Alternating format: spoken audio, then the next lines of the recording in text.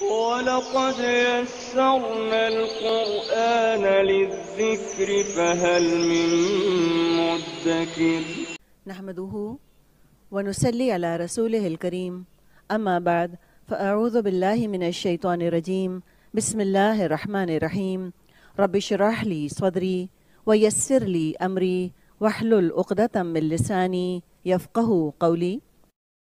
آیت نمبر 14۔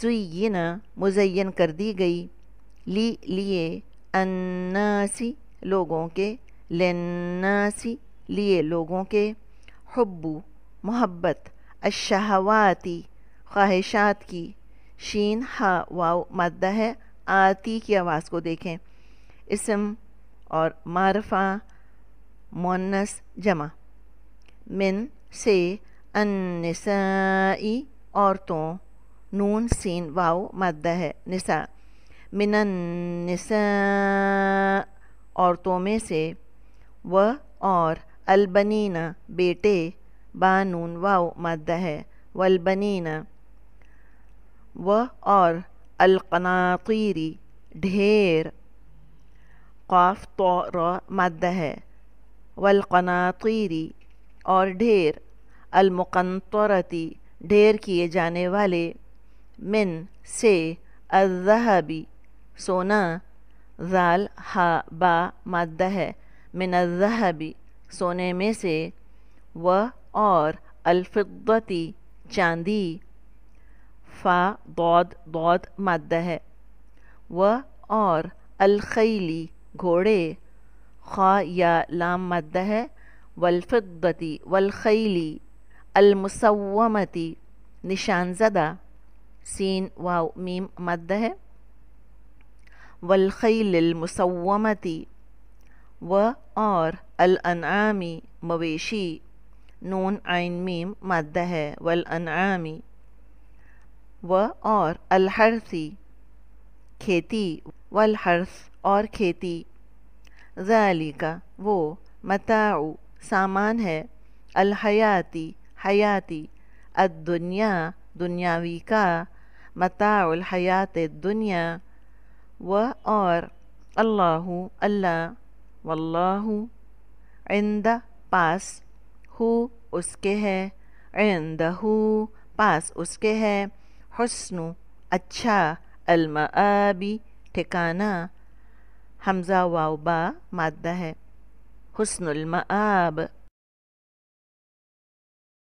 نحمده ونصلي على رسوله الكريم أما بعد فأعوذ بالله من الشيطان الرجيم بسم الله الرحمن الرحيم رب اشرح لي صدري ويسر لي أمري واحلل عقدة من لساني يفقهوا قولي رب يسر ولا تؤسر وتمم بالخير اللهم إني أسألك علما نافعا ورزقا طيبا وعملا متقبلا يا مقلب القلوب ثبت قلبي على دينك آمین اللہم آمین۔ السلام علیکم ورحمۃ اللہ وبرکاتہ۔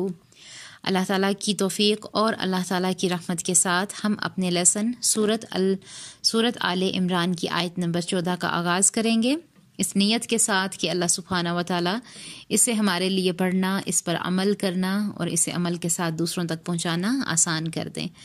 اپنے لیسن کو دیکھ لیتے ہیں، آیت نمبر 14 کو۔ اللہ سبحانہ و تعالیٰ ہمارے لیے کیا فرما رہے ہیں، اس میں بہت ہی غور و فکر والی آیات ہے، اور اس پہ ہم نے پڑھتے ہوئے ساتھ میں اپنا تزکیہ بھی کرنا ہے، جائزہ بھی لینا ہے انشاءاللہ۔ اپنے لیسن کا آغاز کرتے ہیں۔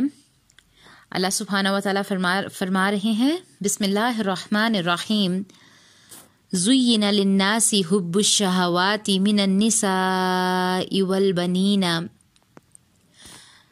والبنين والقناطير المقنطرة من الذهب والفضة والخيل المسومة والأنعام والحرث ذلك متاع الحياة الدنيا والله عنده حسن المآب۔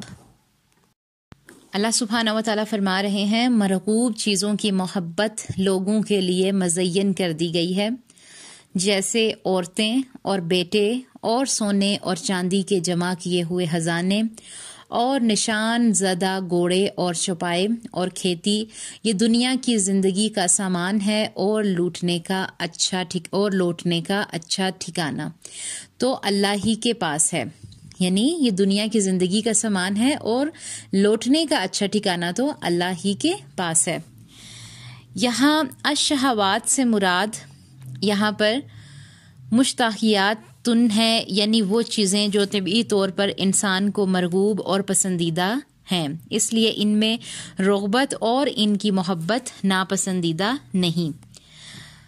یہاں پر دیکھیں کہ ان کی اللہ تعالیٰ کی طرف سے یہ چیزیں جو ہیں یہ بطور آزمائش بھی ہیں. کیوں کہ اللہ سبحانہ و تعالیٰ سورۃ الکہف کی آیت نمبر 7 میں فرماتے ہیں اِنَّا جَعَلْنَا مَا عَلَى الْأَرْضِ زِينَةً لَهَا لِنَبْلُوَهُمْ، یعنی کہ ہم نے زمین پر جو کچھ ہے اسے زمین کی زینت بنایا ہے تاکہ ہم لوگوں کو آزمائیں. اس لیے ان چیزوں میں آزمائش شرط ہے. سب سے پہلے یہاں پر جو ذکر ہے وہ عورت کا کیا گیا ہے، کیونکہ ہر بالغ انسان کی سب سے بڑی ضرورت بھی ہے اور سب سے زیادہ مرغوب بھی. نبی صلی اللہ علیہ وآلہ وسلم کا فرمان ہے، مسند احمد کی روایت بھی اس میں ملتی ہے اور صحیح البخاری کی بھی، کہ عورت اور خوشبو نبی صلی اللہ علیہ وسلم کے محبوب ہیں. کیوں؟ اس طرح نبی صلی اللہ علیہ وسلم نے نیک عورت کو دنیا کی سب سے بہترین متاع قرار دیا اور فرمایا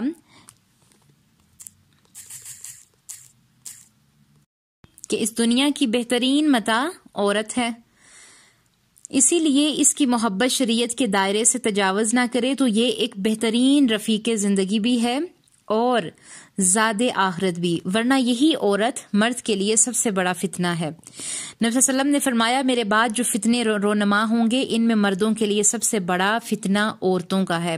اسی طرح آگے بیٹوں کی محبت کی بات کی گئی کہ اگر اس سے مقصد مسلمانوں کی قوت میں اضافہ اور بقاء نسل ہے تو یہ محمود ہے ورنہ مذموم ہے. نبی صلی اللہ علیہ وسلم نے فرمایا کہ بہت محبت کرنے والی اور زیادہ بچے جننے والی عورت سے شادی کرو، اس لیے کہ میں قیامت والے دن دوسری امتوں کے مقابلے میں اپنی امت کی کثرت پر فخر کروں گا. اس آیت سے رہبانیت کی تردید اور تحریک خاندانی منصوبہ بندی کی تردید بھی ہوتی ہے، کیونکہ البنینہ جمع ہے، مال و دولت سے بھی مقصود قیام، معاشیت، صلہ رحمی، صدقہ خیرات اور اسے اموار خیر میں خرچ کرنا اور سوال سے بچنا ہے تاکہ اللہ کی رضا حاصل ہو. تو اس کی محبت بھی عین مطلوب ہے ورنہ مذموم ہے. گھوڑوں سے مقصد جہاں جہاد کی تیاری، دیگر جانوروں سے کھیتی باڑی اور بار برداری کا کام لینا اور زمین سے اس کی پیداوار حاصل کرنا ہو تو یہ سب پسندیدہ ہیں. اور اگر مقصود محض دنیا کمانا ہو یا پھر اس پر فخر اور غرور کا اظہار کرنا ہو تو یہ علامات اچھی علامات نہیں ہیں، ورنہ پھر ان سارے معاملات میں بہت زیادہ سخت پکڑ جو ہے وہ ایسے انسان کے لیے کی جائے گی. القناطیر خزانہ کی جمع ہے، مراد ہے خزانے یعنی سونے چاندی اور مال و دولت کی فراوانی اور کثرت.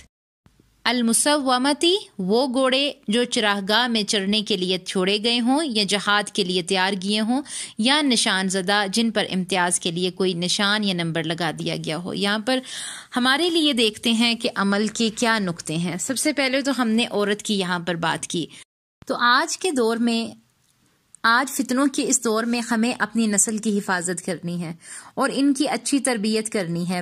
کوئی اچھا رشتہ اگر آتا ہے تو غیرت کا معاملہ بنانے کے بجائے بیٹے یا بیٹی کو نکاح کے بندھن میں باندھے. نبی صلی اللہ علیہ وسلم کی حدیث کا خلاصہ ہے کہ 4 چیزوں کی وجہ سے کسی عورت سے نکاح کیا جاتا ہے، اس کے مال، حسب، حسن اور دینداری کی وجہ سے، اور تم دین والی عورت سے نکاح کرنا. آج کے دور میں وہی محفوظ رہے گا جسے اللہ کا ڈر ہے، پھر معاشرے اور خاندان کا ڈر ہے. ورنہ تو کیا ہوتا ہے کہ جب اللہ سبحانہ و تعالیٰ کا ڈر دل سے نکل جاتا ہے تو یہی ہوتا ہے کہ معاشرے کا اور خاندان کا ڈر جو ہے وہ ہمارے دلوں میں بیٹھ جاتا ہے. ورنہ تو بچوں کے لیے سب کچھ بہت آسان کر دیا گیا ہے. شادی کو آسان کریں، ولی کو ساتھ لیں، ولی کو ساتھ لے کر چلیں، کیونکہ ولی کے بغیر بھی نکاح نہیں ہوتا. انشاءاللہ آنے والی آیات میں ہم اس پر ڈیٹیل سے بات کریں گے. ہمارے ارد گرد بہت سارے فتنے ہیں. ہماری اولاد ہمارے لیے ایک قیمتی متاع ہے. اس کی بہترین تربیت کریں، ان کو آزمائشوں سے بچائیں، اچھے نیک کاموں میں مصروف رکھیں. اللہ تعالیٰ سے رو رو کر ان کے لیے دعائیں کریں. اگر ہم چاہتے ہیں کہ بچے ماڈرن بھی لگیں، ان کے پاس فون بھی ہوں، ہر طرح کی سہولت اور لیپ ٹاپ اور آئی پیڈز بھی ہوں، تو آپ نے بچوں کے ہاتھ میں انگارے رکھ دیے ہیں. بچوں کو آزمائش میں ڈال دیا ہے. کس نے؟ خود ماں باپ نے، لاڈ اور پیار کی وجہ سے کہ ہمارے بچے جو ہیں ہم سے خوش رہیں. آئیڈیل سوسائٹی، مثالی معاشرے میں یہ ہوگا کہ بیٹا یا بیٹی 18 سال کی ہو گئی ہے یا آپ کے بچے ٹین ایجر گروپ میں ہیں تو پھر ان کے لیے قرآن اور دین کی تعلیم کو لازم بنا لیں. ابو جہل کو 2 ٹین ایج نوجوان لڑکوں نے قتل کیا تھا. ان کی والدہ نے انہیں بتا رکھا تھا کہ وہ نبی صلی اللہ علیہ وسلم کو گالیاں دیتا ہے اور انہوں نے ابو جہل پر وار کیا تھا. محمد بن قاسم کی مثال ہے. 17 سال کی عمر میں اس نے سندھ فتح کیا تھا. اس زمانے کی مائیں سب جمع کیا ہوا مال اپنے بچوں کی تربیت پر لگاتی تھیں. وہ ڈھونڈتی پھرتی تھی کہ کوئی ایسا استاد ملے جو بچے کو دین کی تعلیم دے. اس زمانے میں والد جہاد یا تجارت کے لیے باہر رہتے تھے. بیوی کو کچھ رقم دیتے اور چلے جاتے تھے. بیوی بچوں کی تربیت کرتی یا استاد کو دیتی تھی کہ بچے کو اعلیٰ تعلیم ملے. کیا کرتے ہیں کہ ہم اپنے بچوں پر رقم تو لگاتے ہیں لیکن دنیا کی تعلیم پر لگاتے ہیں. تو یاد رکھیں، اگر ہم نے اپنے بچوں کی صحیح تربیت نہ کی تو یہی ہماری پیاری اولاد جو ہے یہ جہنم کا ایندھن بن جائے گی. اور خدا نخواستہ کیا ہمیں یہ منظور ہے کہ اسلام اس پر بہت بے لاک ہے. بہت کھلی مثالیں دی ہوئی ہیں اسلام نے ہمیں. کیوں ہم غور و فکر نہیں کرتے؟ کیوں ہم اس پر وقت نہیں لگاتے؟ کہ بچے خوش قسمت ہیں، ان کے لیے دین سیکھنا آسان ہو گیا ہے. قرآن، ترجمہ، حدیث، سنت رسول کی مثالیں، کتابیں، لیکچرز، سب کچھ فراہم ہے بچوں کے لیے.